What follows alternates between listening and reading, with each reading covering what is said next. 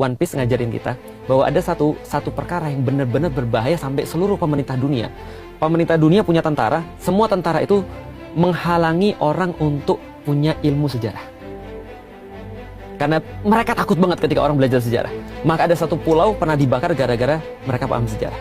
Maka orang-orang yang paham sejarah diburu kemana-mana dan dikatakan radikal. Mereka punya ini apa namanya bounty. Mereka punya apa namanya pembunuh bayaran. Iya, bukan bounty.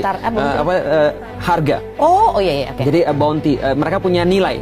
Apa tuh bounty ya? Hadiah. Jadi berapa kalau nangkep mereka berapa buron. Jadi punya nilai buronnya berapa. Nah itu gara-gara semakin tinggi karena mereka lebih paham sejarah. Karena mereka tahu bahwa sejarah itu bisa mengubah dunia. Maka pemerintah dunia ini membentuk satu kemudian tentara yang menghalangi orang untuk belajar sejarah karena mereka tahu mereka bisa digulingkan dengan pengetahuan sejarah itu. Gimana?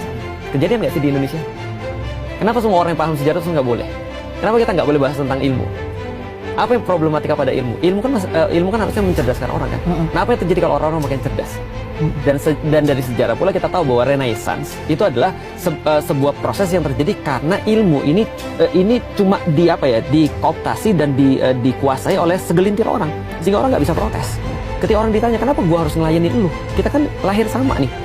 Cuma gara-gara gua kulit hitam, lu kulitnya nggak hitam, gua sipit, lu tidak, misalnya gitu kan. Kenapa gua harus ngelayanin lu? Ya karena lu lahir sebagai seorang Buddha, sedangkan gua raja. Kan karena itu gue bisa berbuat apapun.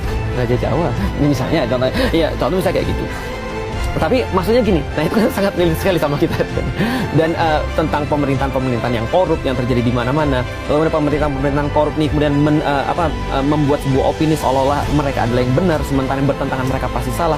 Ini terjadi dimanapun, termasuk dia, mohon maaf, terjadi di Indonesia.